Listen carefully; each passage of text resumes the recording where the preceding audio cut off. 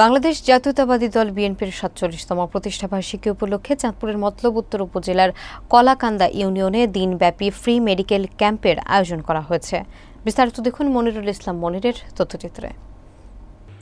ঢাকা মহানগর উত্তর মহানগর ড্যাবের সভাপতি অধ্যাপক ডাক্তার মাহবুব আহমেদ শামীমের ব্যক্তিগত উদ্যোগে শনিবার সকাল ১০টা থেকে বিকেল ৬টা পর্যন্ত হানিরপাড় সরকারি প্রাথমিক বিদ্যালয় মাঠে এই মেডিকেল ক্যাম্প অনুষ্ঠিত হয়।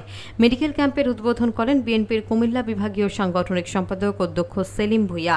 এই ক্যাম্পে ২০ জন বিশেষজ্ঞ চিকিৎসক সাধারণ মানুষের চিকিৎসা সেবা প্রদান করেন। প্রাথমিক ও প্রয়োজনীয় ওষুধও বিনামূল্যে বিতরণ করা হয়। বিএনপির কুমিল্লা বিভাগীয় সাংগঠনিক সম্পাদক অধ্যক্ষ সেলিম ভূঁইয়া বলেন, বিএনপি মাটি ও মানুষের দল। বিএনপির ভারপ্রাপ্ত চেয়ারম্যান তারেক রহমান সাধারণ মানুষের সুখ দুঃখের পাশে থেকে রাজনীতি করার নির্দেশ দিয়েছেন।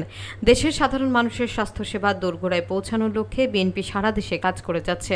দেশের স্বার্থে জেলা, উপজেলা, ইউনিয়ন ও ওয়ার্ড পর্যায়ের সকল বিএনপির নেতাকর্মীদের এক হয়ে কাজ করার আহ্বান জানিয়েছেন তিনি। বিএনপির প্রতিষ্ঠাবার্ষিকীতে এমন মানবিক উদ্যোগ সত্যি প্রশংসনীয়।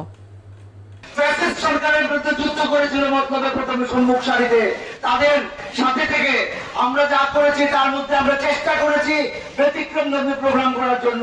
আপনারা দেখেছেন আমরা বেশ কয়েকটি মেডিকেল ক্যাম্প করেছি, তারই ধারাবাহিকতায় আজকের মেডিকেল ক্যাম্পে আমরা ইনশাআল্লাহ ৬ থেকে ৭০০ রোগীকে সেবা দেবো।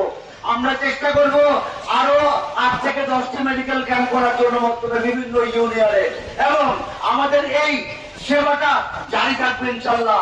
চাঁদাবাজ মুক্ত, সন্ত্রাস মুক্ত, মানব মুক্ত আগামী সেই জন্য আপনারা আগামী ফেব্রুয়ারি মাসে সবাই ভোট কেন্দ্রে আসবেন এবং ধানের শিষ্যটিকে আপনারা ভোট দেবেন, এই আহ্বান জানিয়ে আমি আমার